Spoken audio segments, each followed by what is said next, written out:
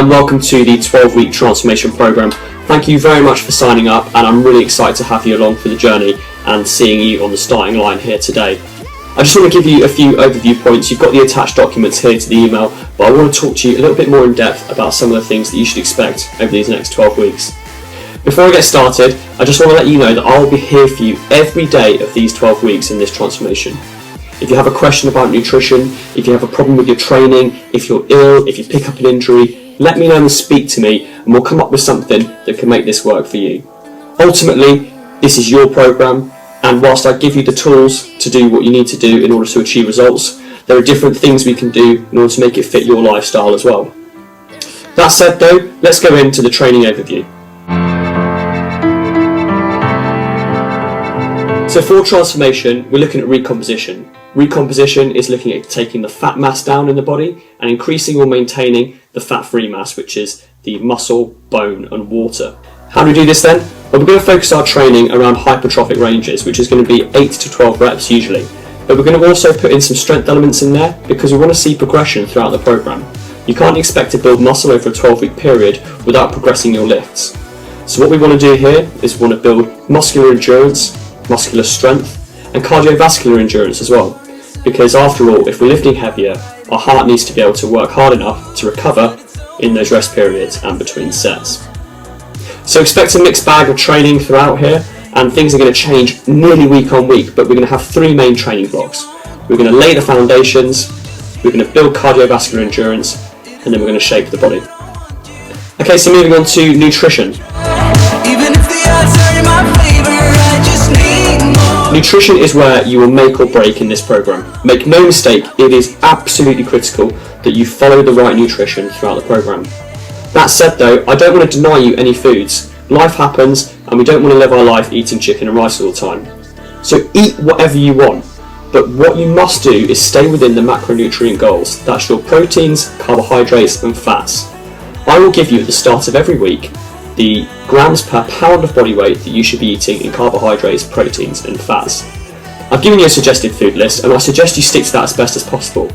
But if it gets to the end of the day and you decide that you have a small dessert and you have room for it, go ahead and have it. But just be aware that it's not going to optimise your recovery all the time. However, to do it here and there a few times a week isn't going to derail your progress too much. As for cheat meals and off-plan meals, I'm afraid 12 weeks isn't a huge amount of time, so you could put yourself back 3, 4, maybe 5 days if you have a pizza, kebab, ice cream, etc. I'm not saying don't do it.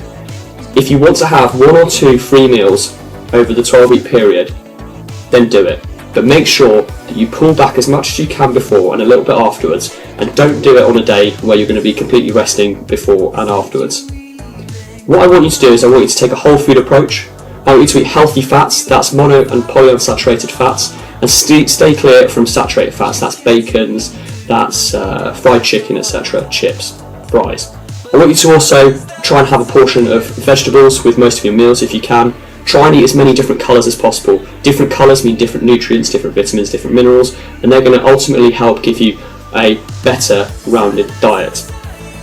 You can eat fruit as well. I try and look to low glycemic fruits such as berries. I use frozen berries and I use them in my breakfast and in my evening snack, and they're an absolute perfect addition to your meal and they're low in calorie as well. You can have things like pineapple, apple as well if you like. These are really good for aiding digestion as well, so you can have these with slightly larger meals if you so wish. As for carbohydrates then, I'd recommend that you schedule carbohydrates around your workout as much as possible, say 40 to 50% of your daily carbohydrate intake. And then the rest should be equally distributed throughout however many meals you decide to have throughout the rest of the day.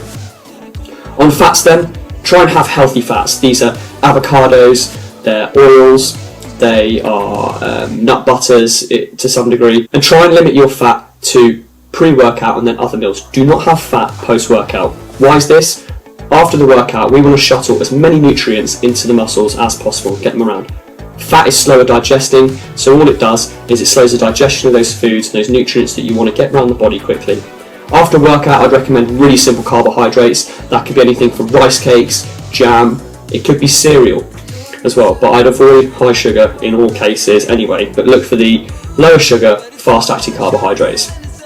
And the rest of the time it's your own. However you want to eat, and try and keep it consistent throughout the day. If something's not working, if your gut's not feeling right, let me know and we'll try and find some foods that are good for you. Consider probiotics and prebiotics as well, and these are found in things like yogurts, kimchi, sauerkraut. Next, we're going to take a look at supplements. Supplements are absolutely not necessary for this program, or any program indeed. In fact, supplements really count for somewhere between 2 and 5% of your overall success. That said, supplements are there because they are easy to use, they're convenient, and they can optimise your training, and they're usually quicker at absorbing. So when you need those nutrients, they're there in the form that exact form that you need them, without having to prepare and cook things. This is why things like whey protein isolate are used so commonly and frequently after workouts, because they're easy to have, they're quick, and they're fast to absorb. If you do want to go for supplements, I'd recommend 3 supplements. A whey protein isolate for waking up and after your workout. Creatine basically fills your muscles up and it gives you muscular energy. And essential amino acids. Essential amino acids are going to be critical for you guys later on in this program.